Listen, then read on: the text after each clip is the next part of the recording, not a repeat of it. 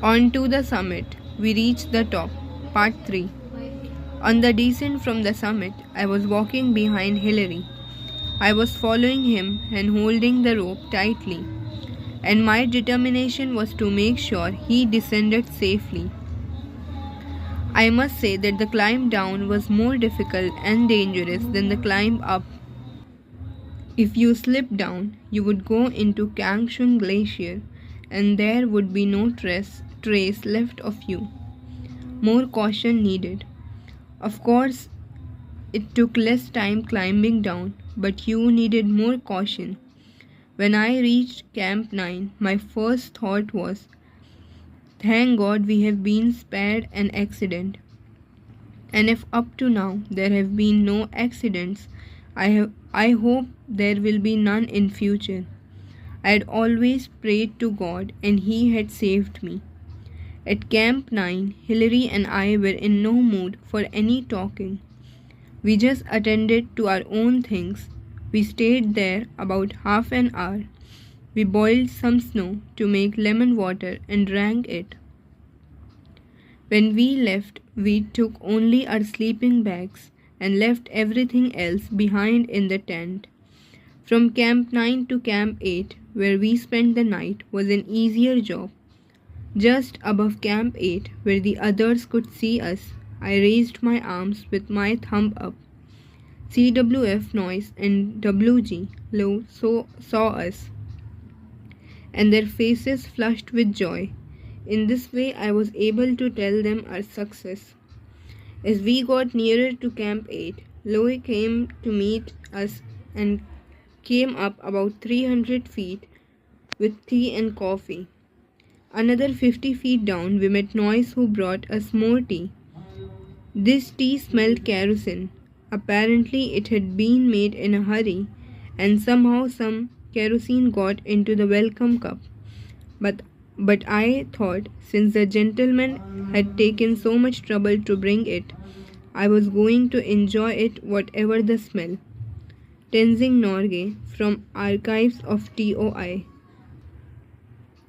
So, the summit within tries to draw a parallel between the physical world and the spiritual world.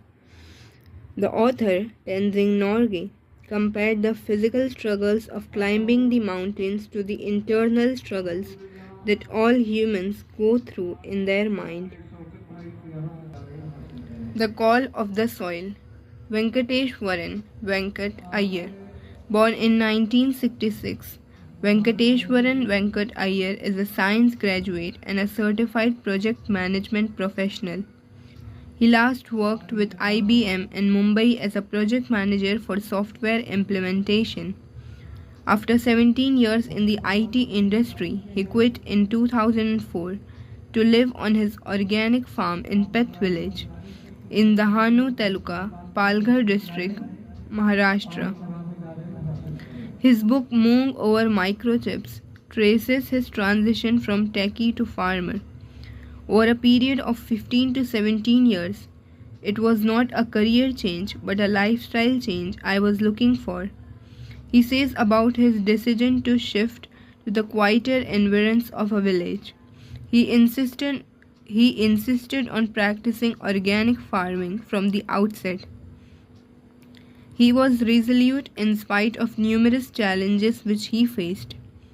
Today, not only does he deliver lectures on organic farming, but also has joined hands with organic farmers and NGOs working in the organic field to propagate organic farming to ensure that the land at least is not ravaged while they try to make a living out of agriculture. The Call of the Soil. Ascent of rice, the first crop. It was April 2004. I stood in the middle of the lush green field of moong, green gram, and looked around me. It was just before sunrise and the sky was turning a bright orange. The ground was damp and the leaves were shining with dew. My bare feet were muddy as I walked around gingerly, inspecting the plants. Around me were rows of chiku trees and below a dense foliage of moong. At that point, I could not have asked for anything more. The mung plants, not more than 2 feet tall, had green pods hanging out. The pods were not yet ripe, and there was a light fuzz growing on them. There was still some time before the harvest. I felt exhilarated. I stood watching the sun rise above the towering trees across the fence and slowly made my way back to the house, a white structure in the middle of its greenery. I could not believe that I was the owner of this land and that I was looking at my first crop as a farmer. After I had paid the advance money for the land, I thought I would have some time to get familiar with farming. But Moru Dada, the broker who got us the land, had other ideas. He was keen that we plant mung at once. I was not prepared for this. I was still reading books and trying to figure out what we could sow and how we should go about it. Moru Dada was quite firm. He said the season was right for sowing mung and the best seeds were available in Surat in the adjacent state of Gujarat. I made a quick trip to Surat and bought around 10 kilograms of mung. Moru Dada rented his tractor to plough the land and quickly planted mung all over the place.